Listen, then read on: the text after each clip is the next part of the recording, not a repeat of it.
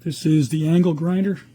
I'll take it, see what they got. It comes with the glasses. It's got gloves. It's got the typical parts. It's got the handle.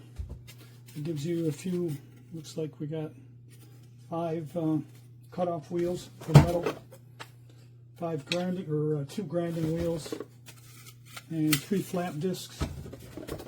And it's got the grinder. It's got the guard and the instructions, and it comes with the spanner wrench as well. It's got good power. I did assemble it and tried it a little bit. It's got good power, and it's a simple operate. Nothing wanky about it or nothing. It's pretty straightforward. It's heavy duty. I think it should last pretty good.